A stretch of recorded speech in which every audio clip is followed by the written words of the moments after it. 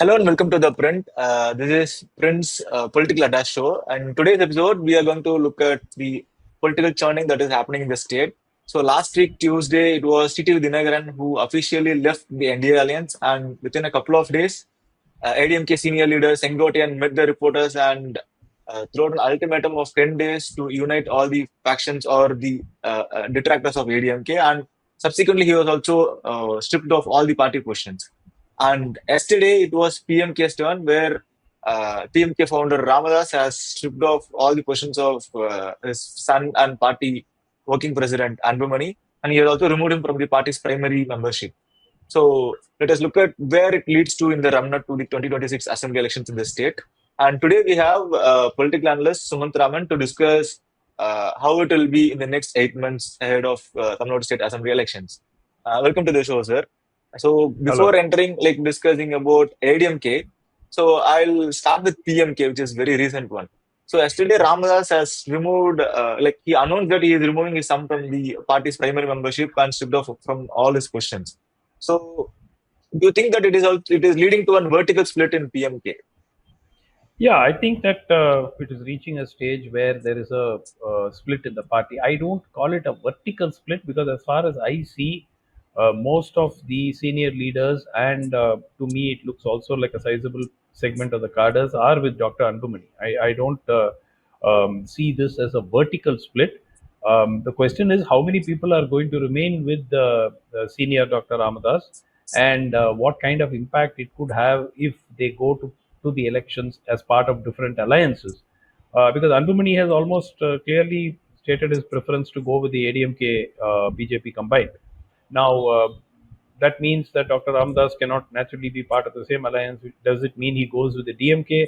Difficult because VCK is there and they will not go in an alliance where there is a PMK. But now it's no longer a unified PMK. So there's a lot of very interesting questions for which we don't have answers as yet. But we have another 6-7 months time, so it may get sorted out. But right now, my perception is large majority of the PMK cadre and leaders are with Dr. Anbumani and not his father. So do you think like PMK is also following the footsteps, like is also following the traits of ADMK, which faced a like tough situation after the demise of former Chief Minister Jayalalitha? No, no, this is more a family dispute. PMK, has largely been a family party, and it is a family dispute now.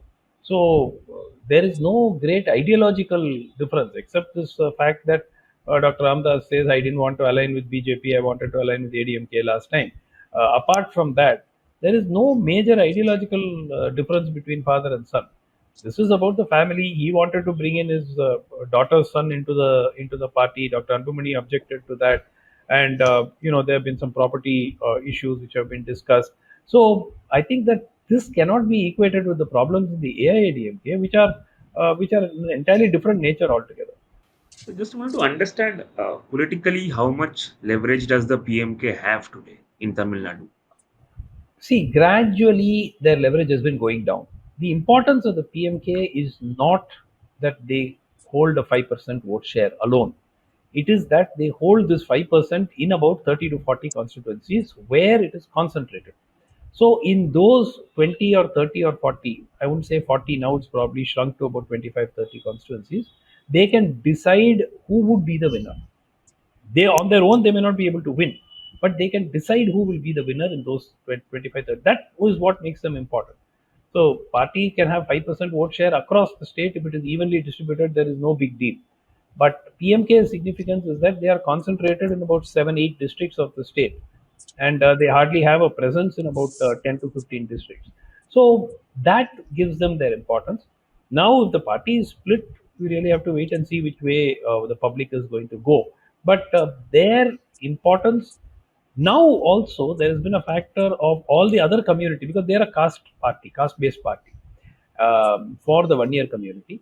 And the last election we saw a very unusual feature where all the other communities ganged up against the 1 year community.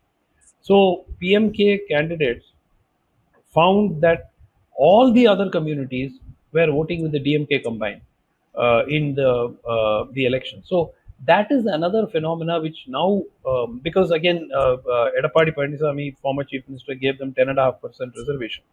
So that other communities did not like. So various permutative. It's a very complex thing. It's not just a one factor that makes people make up their mind. So for readers outside Tamil Nadu, to give a context of who Vanyas are, Vanyas is an OBC community in the state, and they are majority in the northern part of the state, basically. And so you touched upon ADMK. So you pointed out the difference between PMK and ADMK, whereas it is PMK is more a family dispute and ADMK is more than that. So the turmoil within the ADMK has been happening for a long, and the recent one is from the Sengotian, a senior leader who is the district secretary and tall leader since MGR Jayalalitha days. So he has called upon for he has given a 10 days time to unite the ADMK faction. So what it would lead to, sir? Like what it is happening inside ADMK? No, I don't think it is going to yield any result for Sengotai.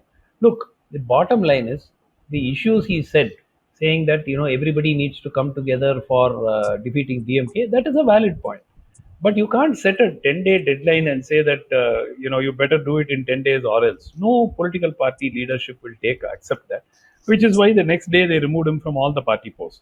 So I don't expect anything, but clearly somebody is behind Sengotain. Sengotain is not doing this just spontaneously or because he genuinely feels that this has to be done. The point is somebody is behind him. Who is behind him? He goes to Delhi. He claims he met Mr. Amit Shah. He says I met Nirmala Raman. So I think it's not hard to figure out who is behind all this.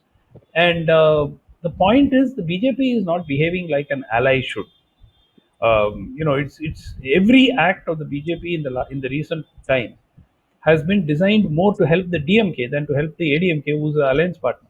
So they seem to have come to the conclusion we can be part of the alliance and sink the ADMK in 2026. ADMK will then break up into little pieces, and we will take most of the people from ADMK, and we will become the number two party in the state. I think that seems to be their calculation. Of course, if the ADMK is smart enough, they will possibly even think of revisiting the alliance if the same method that BJP continues to adopt. Even Mr. TTV Dinakaran could have been prevented from leaving the alliance. BJP didn't do anything. And now that man comes out and says Mr. Annamalai was a very good BJP leader, Nainar Nagendran is not a good leader. That is something which clearly gives the game away. Who is activating all these people into rebellion? That is something which I think people are starting to understand. So do you foresee a situation, where EPS might consider, bringing back OPS and TTV Dinakar in the party? No, no, there is no question of bringing them back into the party. Mr. Dinakaran runs his own party. He has got a registered political party. It has got a symbol. It has contested 4 or 5 elections, and for the last 6 years, they have contested. So there is no question of Mr. Dinakaran coming back into the party. An alliance, yes. An alliance is the right way to go because they need Mr. Dinakaran's 1.5% or whatever vote share that he has got is important because, like the PMK vote, it is concentrated in 20-30 constituencies. So in some constituencies, he can get 10%, 15% votes among those 20-30 constituencies. So that is where he becomes important. And it is in the southern part of the state where the ADMK has lost the Mukulathar vote. The Mukulathors, the community to which Mr. Dinakaran, Mr. OPS, Mr. Naina Nagendran, they all belong to the same community. So that is the alliance, yes. Bringing Mr. OPS back into the party, I don't think question even arises. Because, look, he does not have a vote bank, he does not add any great value, and he brings a lot of potential for trouble within the party. So there is no, I don't see either of them being added back into the party. But could they be alliance partners? Absolutely. But for that, Mr. OPS needs to have a party. He doesn't have a political party at the moment. He's only got a movement, and he has still got court cases where he claims he is the ADMK and the two leaf symbol belongs to him and all that. So if he can, maybe if he sort of withdrew all those cases, set up his own political party, then the BJP could negotiate with the ADMK and make him part of the alliance. But certainly not as a member back of the AIADMK. So now you pointed out that TTV, OPS, they're all enjoying support of Mukulathars who form a chunk of votes, or let it be 1% or whatever percentage they enjoy. So recently EPS has also pitched for naming Madurai Airport after freedom fighter Muthuramalingam Thevai. So do you think that like EPS is trying to compensate these leaders' position in the southern belts. Yeah, I think he was trying, and I think that was a very silly statement to have made, because it antagonized the Devendra Kulavelalar community, who have for long been asking for the airport to be named after Emmanuel Sekharan, their leader. So I think that was not a wise thing to do. I know that it was probably a desperate attempt to woo the Mukulathur community, but the fact that that actually triggered off the other side, who went into overdrive. You've seen the statements in the last 3-4 days from all the Devendra Kulavelar community leaders, vehemently critical of EPS's move to name to. But by the way, none of this is new. There has been a demand to name that airport after Muthuramalingam for many years. It's not suddenly that somebody has taken up this demand and EPS suddenly thought of it last week. No, but I think the timing of it was not really appropriate. But at the same time, the way Mr. Dinakaran went and said it has a potential to create, tensions and all that, I don't think that is true either. It was just a politically unwise statement to have made at this point of time, even though that demand has been there for more than at least 2 decades now. Considering the situation of the opposition, so how solid is the DMK alliance, the ruling alliance, going into 2026 as of now? Right now they are sitting pretty. I don't see any issues with that. Having said that, there is a lot of first of all, there is a lot of time. 6-7 months is a huge amount of time in politics. Absolutely, Anything yeah. can change. Second, the anti-incumbency at the ground level is definitely there. So it's not that there is no anti-incumbency. If the DMK is sitting pretty, it is not because the DMK's vote share is going to be dramatically higher. It is probably going to be lower than what they got last time. But because of the split in the opposition votes, you can lose 5% or even 7%, 8% votes and still win, because your opponents are split. So that Hmm. is why, unless the AIADMK gets its act together and builds a formidable alliance, and the problem is the BJP is behaving like a virtual agent of DMK. Every single thing they do is aimed at weakening their own alliance partner rather than weakening their opponent. So Hmm. all the cases that have been filed, which are pending in courts, nothing has moved. Where the prosecuting agency is CBI. You have the TASMAC case, which came up some time back. There's not a peep about it now. 2G is Hmm. pending for 6 years in 5-6 years in Delhi High Court. It's not been closed. There's been no acquittal. There's nothing. No, nothing. The CBI moved wanting a day-to-day hearing in 2021.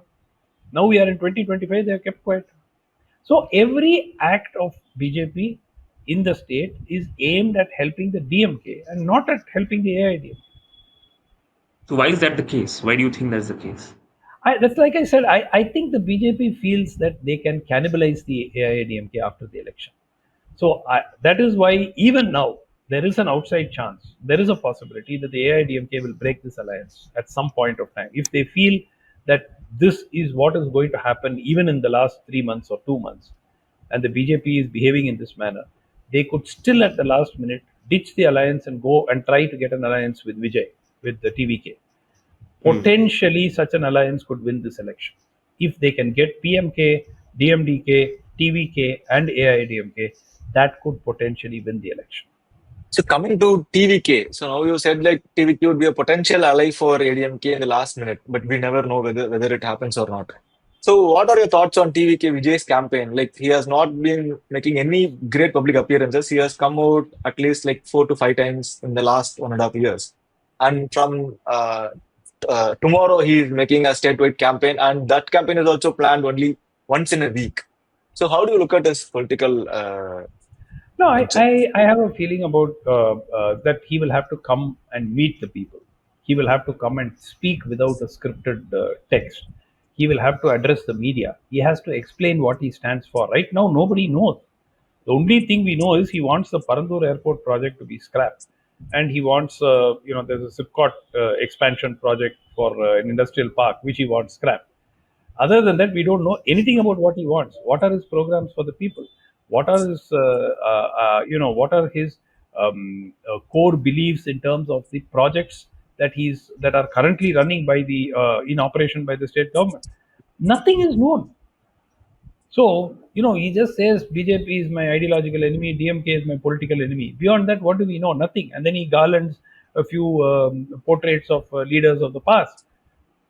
So, without knowing anything about what he stands for, he will still get votes from the youth and his fans. There is no doubt about it. But on his own, the best that Vijay can be is a vote cutter. If he does an alliance with the AIDMK, potentially, he has an opportunity of being a Pawan Kalyan. That opportunity is certainly there. But whether he will do it or whether he'll, still simply want to get a reasonable vote share and say I'll fight it out in 2031, we don't know. But again, he does not prima facie have a problem aligning with the AIADMK. He has a problem because the AIADMK is currently with the BJP and BJP is identified by him as an ideological enemy.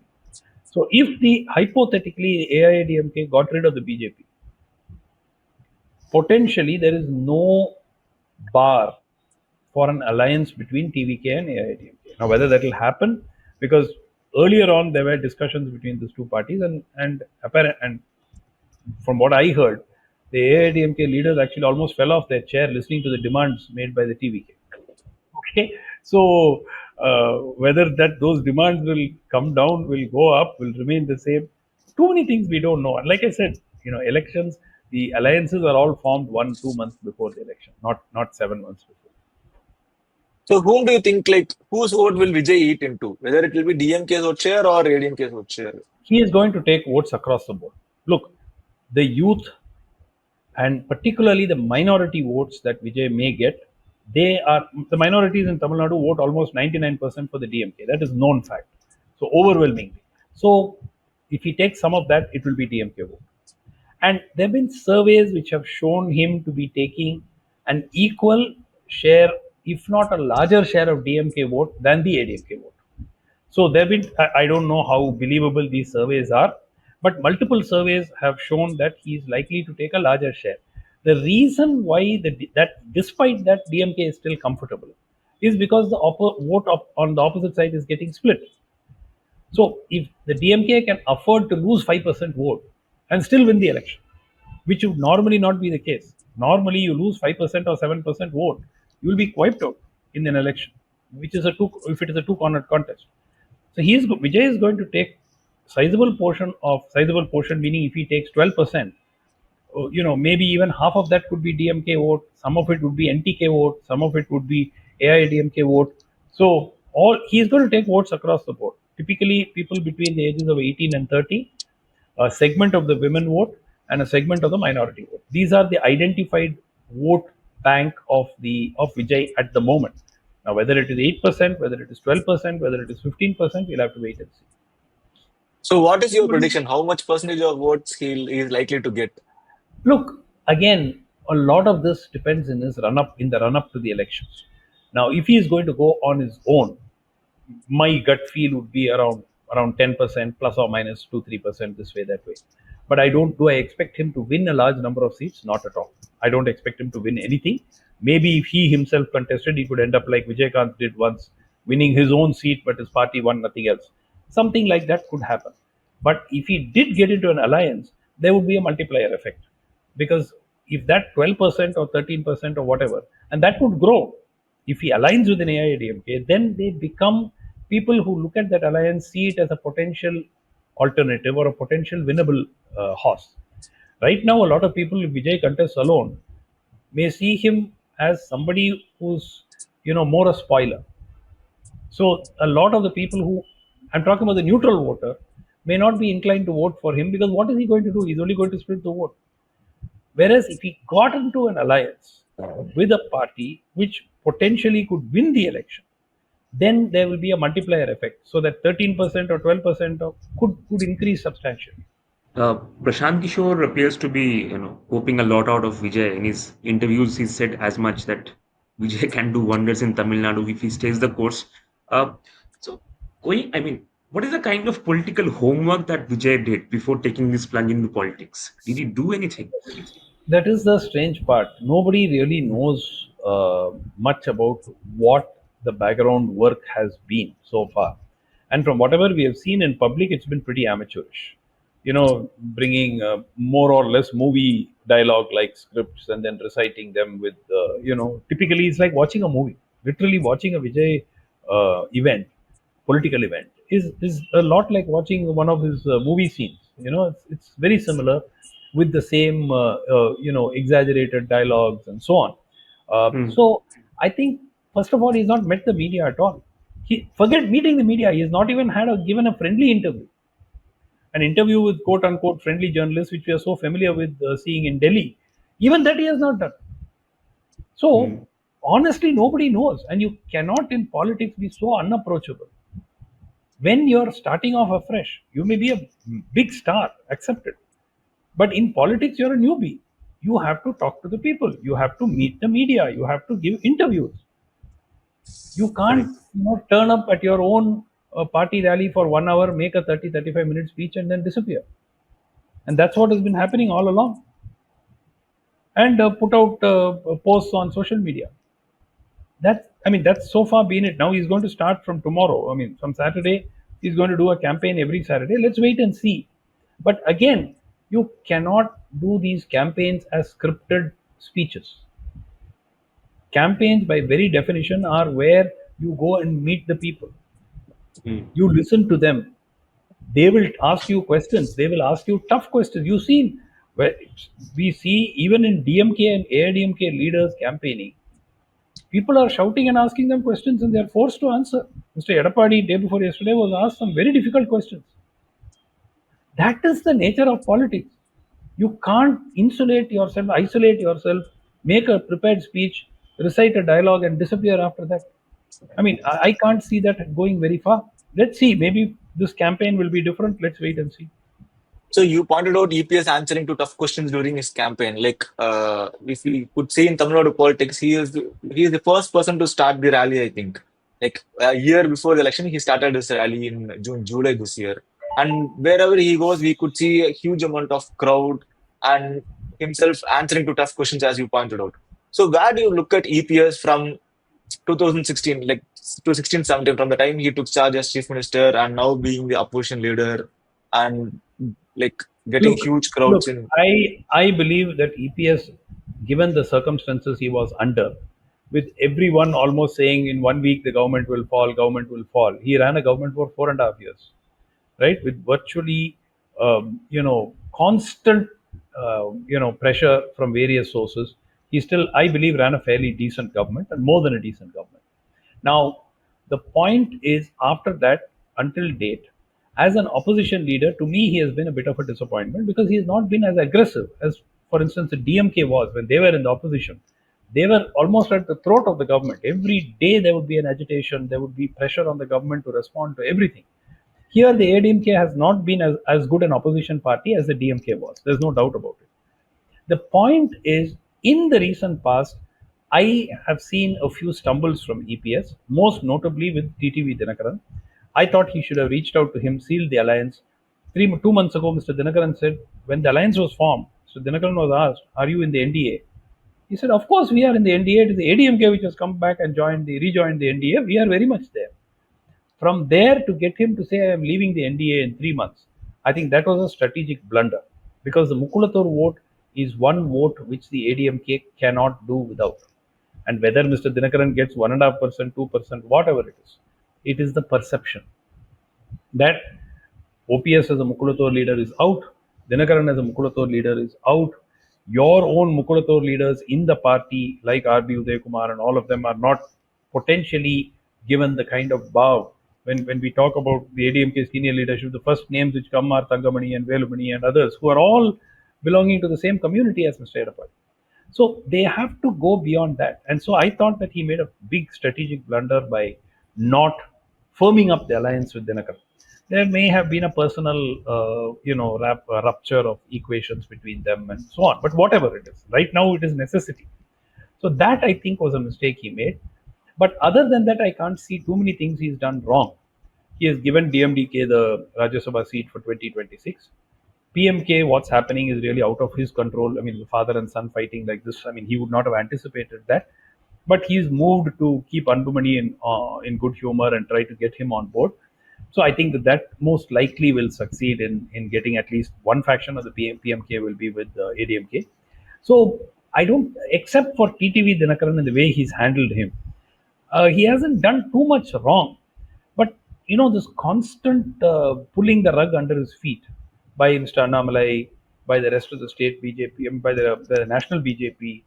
Look, here is somebody who has issued a 10-day deadline to the leader of your alliance party. And when the man comes to Delhi, do you meet him and give him time? And then he goes to the media and says, "Oh, you know what? I met Mr. Amit Shah and I met Mrs. Nirmala Sitaraman." I mean, what kind of a signal is that? They are your alliance partners. If you wanted to intervene, you could have called somebody from AIDMK to be with them. Mr. Tamidrai is in Delhi. Call him. Sit him on one side, sit with Mr. Sengotain and say, "I'm trying to work out a compromise in the best interests of the alliance." But that's not what happened. Mr. Sengotain went to Delhi saying he's going to Haridwar for a pilgrimage. And what does he do? He goes and meets Mr. Amit Shah and Mrs. Nirmala Sitaraman after having set a deadline to your alliance partner, whom you have yourself said is the leader of your alliance in the state. Mr. Amit Shah openly at multiple fora has said, "We are fighting this election under the leadership of AIADMK in Tamil Nadu. The leader of the AIADMK is the leader of the NDA alliance in Tamil Nadu." And then a man who has set a deadline to him, you call him and you meet him. I'm not saying you called him, but I'm saying when he comes there, what is the, till date, they have not denied the meeting. Neither Mrs. Nirmala Sitaraman nor Mr. Amit Shah's office has said, no such meeting took place. So until we get a denial, we must assume what Mr. Sengotai is saying is correct. So what kind of alliance partner are you when you don't deal with this in good faith? All along, you had Mr. Annamalai taking pot shots, constantly undermining the alliance. 3 days ago, he goes and makes a statement: there is no major anti-incumbency against the DMK government. I mean, whether there is or not is not the point. You are in the opposition trying to get rid of the DMK government in next year's election, right? And you go and make a public statement saying there is no major anti-incumbency against the DMK government. I mean, which side are you batting on? So that is the problem. I think increasingly people are starting to look. I'll give you an off the record. One of the senior AIDMK leaders told me, "Sir, we are honestly not sure which side the BJP is on." I'm giving the exact quote. "We are not sure which side the BJP is on." So I think that So, that's the mental problem despite all these pressures and disturbances, why is still ADMK holding on to BJP? because they don't have any other alternate option at this point of time. See, Vijay is, if Vijay has indicated a willingness, maybe they plan to move closer to the election. They don't want to give time for BJP to potentially strike back if they are dumped from the alliance. We don't know what the background machinations could be. But one thing I know, because the AIDMK's thinking, internal thinking is, don't move too early, because they feel they don't have the kind of money power that the DMK has. So they feel that if they make a move too early with any of the smaller allies or other allies, that the DMK will have time to counter their moves. So they would like to move closer to the election, maybe 2 months, 1.5 months, 2 months before the election. So that's why I keep insisting the game actually starts from January, not now. Yeah. So, thank you so much for joining with us, sir. Thanks for sharing your insight into the political churning that has been happening in the state for the last 1 week.